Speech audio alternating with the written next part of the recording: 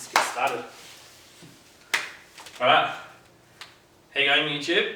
So, for those that don't know, I'm Max Sylvester, and in 2019 my instructor passed out having a seizure, and I was then had to fly the plane myself.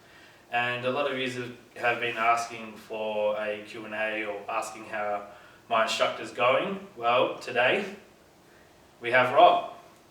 Hello. So Robert was my instructor, hopefully will be again. So we'll go ahead and we'll ask him some questions and he can ask me some questions and we'll go from there.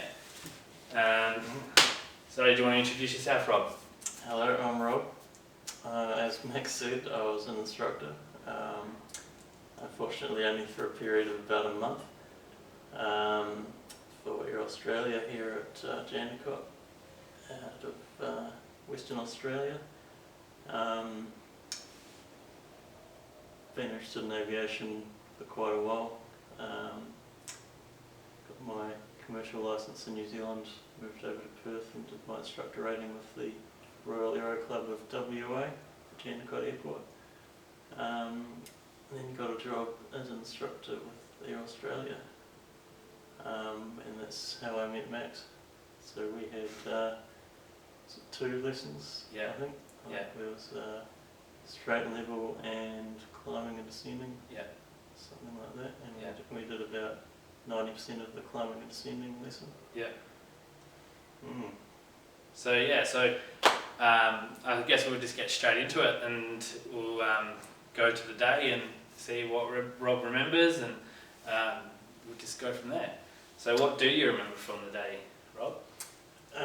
So I had one flight before our misadventure, so I was tasked with running in the engine of a Cessna 172. So that was just going up and flying around kind of randomly in the training area for 2 hours, just burning in a new engine basically, and that all went fine. So like essentially like a run-in. Yeah. Yeah. Yeah, so I think the engine had just been overhauled, so they were running in the new engine. Yeah. And And how did that flight go? that was fine. Yeah.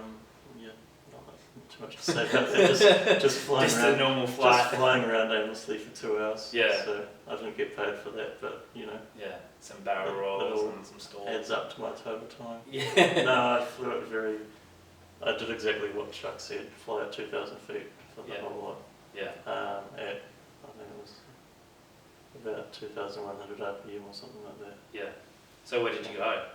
Where did you fly to? I kind of did laps of the training area, Oh, so okay. just headed south of it. So and- Perth was probably sitting there going, well, this guy must have a lot of money circling around for 2 hours. I don't think they really care about what happens in the training area. Yeah. I think I was just squawking like 1200, which is the normal Yeah. VFR default kind of code. Yeah. So I don't think they pay too much attention to me. Yeah.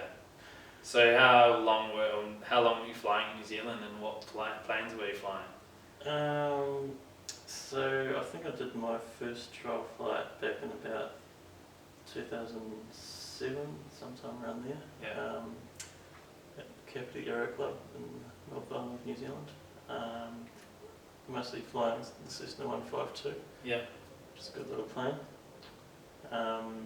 Eventually went solo after about 12 hours of instruction there. Yeah. Just had good fun doing circuits and stuff in the evenings. I was working full time at the time, so it's a little bit hard to make time for studying and flight training, that sort of stuff. So Yeah. I typically do it in the evenings in summer or on the weekends. So what were you doing before you decided to go commercial? So I was working in IT for a few years. I did a degree in computer science in Christchurch. So you're Very a qualified geeky nerd. stuff. Qualified nerd Then then. became a software developer, so yeah. Yeah. Worked for a couple of different companies as a software developer, and Yeah. thought I'd give flying a try. So I tried gliding a little bit before that. Yeah. So your dad's a glider as well, hey? Yeah, he's a Yeah. glider pilot. But I kept getting used to gliding, so I felt getting sick. Maybe flying's not for me. Yeah. Okay. Getting sick in the glider. Yeah. Why do you know why that was, or just like because of the thermals? You constantly. It's pretty common in the glider. Yeah. They're pretty light, and you tend to get knocked around a bit by the thermals and stuff, as you say. And you're always turning and maneuvering and stuff like that. Yeah. You're Constantly never just spiraling. going straight and level, so it can be a bit tough on your stomach. Yeah. So Especially no aerobatics to then. it. No. Definitely not going to come for an aerobatics fly then. No. Yeah, so I did the trial flight in 152 and really enjoyed that. Yeah. And the instructor even let me kind of land it a little bit. I think he was kind of following me through a bit on the controls, but I did sort of maybe half of the landing myself. Yeah. Which was pretty cool that he kind of trusted me to do that. Yeah. So just didn't feel sick at all on that flight, so that was encouraging. Yeah. So I decided to keep going and went solo and then got my PPL through Capita Aero Club there. And then moved to Auckland to finish off my CPL. Yeah. So that was mostly because they had a wide variety of aircraft there. Yeah. And I wanted to do lots of aerobatics, and they had some pretty nice aerobatic planes there. So when did you come over to Perth then? Did you go anywhere before Perth, or did you just come straight to Perth from NZ? I came straight to Perth from Palmerston North. Yeah, from Palmerston North. In New Zealand. Yeah. And then you went straight to IT because you had your commercial IT pilots. again, So you had your commercial pilots. Did you have any work in New Zealand? I was working as a software developer. No, I mean like Palmerston as commercial pilot. Oh, no. No. Okay. So I moved over to Perth, converted my New Zealand licence into an Australian pilot's licence. Yeah. Which was a fairly complicated process, but not too bad. Yeah. Okay. A few forms to fill out and Yeah. get everything right. Did a few flights at Jandakot just to kind of familiarise myself with the differences flying in Australia compared to New Zealand and stuff, because the legal frameworks are a bit different to New Zealand. Yeah. Okay. As in more strict or a bit laid back? I wouldn't say it's more strict or less strict, it's just different. You've got different airspace as well. Yeah. Is it busier here or is it it's busier? way busier here. Oh, okay. Yeah, definitely.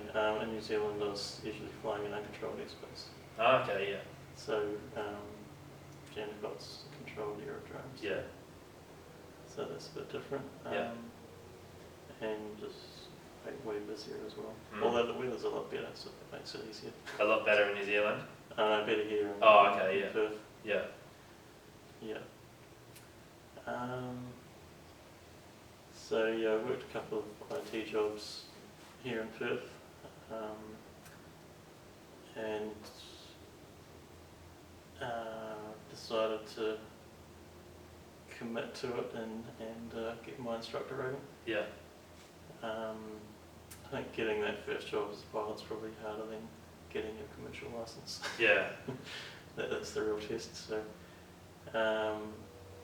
So how does that work then? So you get your instructor rating, and then do you have to do like a flight test with the chief pilot of the company, or? Good question. So when you do your instructor rating, there's a final flight test for that, and you get signed off and get your rating. But then when you apply to work for a particular company, so in my case here, Australia had me do a practice briefing. I think it was practice force landings, just up on a whiteboard. Yeah. And we also went up for a flight, make sure I could actually fly properly and instruct people. So we did some circuits and force landing and that sort of stuff, just to make sure I had the right skills for it. Yeah. And then they took me on as an independent contractor. So in the end and everything. Yeah, had to get an Yeah. And then, so on the day, what do you remember of the day? besides the 2-hour running. Yeah, I think we got a bit sidetracked there. So after that, I think the only thing I had was my lesson with you, Yeah, and by then it was starting to get a little bit late. So I think we ended up leaving about 4:15, didn't we? yeah. So to save right. time, I didn't write everything up on the whiteboard. We just sort of went through it with the handouts, the printed handouts. Yeah.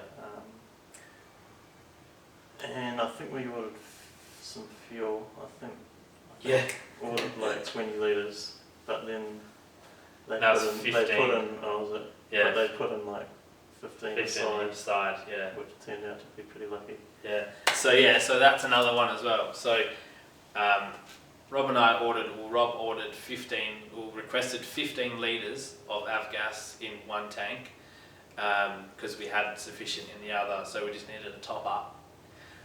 And then what ended up happening is one of the young guys there ended up asking 15 litres on each side, so we got an extra 15 litres of avgas. So always dip your tanks after the filled them, because you never know exactly how much is in there. Yeah, and then we ended up finding out that he ended up putting too much in, which was fine because we were only going to go to the training area anyway. We were still within limits for the weight balance. Yeah, and I wasn't as chubby back then as well, and I'm sure Rob probably didn't. I was probably about 5 kilos less as well. Yeah. So they ended up putting too much fuel in, and it's funny enough that once you get to the end of the story, you'll realise how much that was important. And then what did we do then? So we so we did the briefing. I think I'd already pre-flighted it before the briefing, and took off out of Jandakot. we were on 3-0. Yeah, it was fairly uneventful in terms of the weather and all that sort of stuff. The cloud base was reasonably high, so we got up to about 5,000 in the end, or 5,500, something like that, for the climbs. So the lesson was climbing and descending. Yeah. So we did all the climbs going up to about 5.5, and then doing the descents and stuff. You seemed to be handling it fairly well. So yeah, I still remember it was. It's not. Yeah, it's quite smooth. Yeah, the weather was quite smooth. We didn't have too many thermals or anything. Yeah. And we were pretty much on time for the lesson in terms of not flying for more than an hour, so everything was looking good. So heading back into Jandakot, I think I switched over the frequency to listen to the ATIS, which is a pre-recorded radio message about the airport and weather and stuff like that. I think it was probably still the same runway in use or something. Yeah, it was. 3-0 still. Yeah. So weather hadn't changed too much or anything, so that's good. I think we're still descending probably at about, I don't know, 3,200. Yeah, I think we were about that. Yeah. About 3,000 feet-ish. Because we needed to get down to 1,500 for our approach into Jandakot again. Yeah. I think I was about to change the frequency over to the tower frequency we were going to talk to. Yeah. And I think. Well, because we still needed to get to Boatyard. Yeah. So you just changed it over to the ATIS. We're listening to that. We realised that it was still the same, and So everything was going fine, and then I think at that moment I must have passed out or something. Yeah. Because that's the last kind of thing I can remember from that section of it. Yeah. Maybe you could continue about like what happened while I was passed out and having a seizure and stuff. So what I remember is we did the lesson, we're heading back, just changed over to listen to the ATIS, checked to see whether there was any different changes or anything like that. There wasn't, so we were tracking towards Boatyard, which is the reference point to go enter the approach for Jandakot Airport in Perth. Then I just remember, I was like, cool, we got the ATIS. and then we were about to change it over, and then I looked over to my right, and then I saw like Rob just like sort of looking up, and I thought, oh, like maybe he's you know, spotted something. Maybe there's another plane flying above us, or you know, because we also have the commercial planes that fly over us about 3,000, 3,500 feet roughly, depending on which runway's in use. So I thought maybe like, you know, there was going to be like a 737 or, you know, something flying over our head. So I was sort of looking as well, and then all of a sudden I just remember that, you know, clearly in my mind just seeing Rob just start, you know, convulsing, and my first thought was like, if this is a joke, like this is Not like, a very good joke. yeah, it's not a very good joke, not at all. And then I realised, oh shit, like, yeah, this is real, because I obviously saw blood and foam and stuff coming out of Rob's mouth, and then I sort of freaked out. And my first instinct was get onto the radio, tell somebody that I'm in emergency, and then get help. And at first I was actually thinking, I need to get help for you. Like, I wasn't even thinking about shit, like, I have to land this plane now, like, what the heck, like, yeah, it just didn't even click in, like, you know, I was just thinking more about you, making sure that you were safe. And then, yeah, I just remember my first emergency was actually on the ATIS. And then, like, because I didn't know how to work the radios. So I was sitting there, I was thinking, all right, this one's that, yeah, all right, that's changing something, and then blah, blah, blah. And then I was like, all right, I'm on the station. Because I remember hearing it on the ATIS, what the tower frequency was in use. And then I had it on there, but then I couldn't do anything. I was trying to talk, trying to get help, and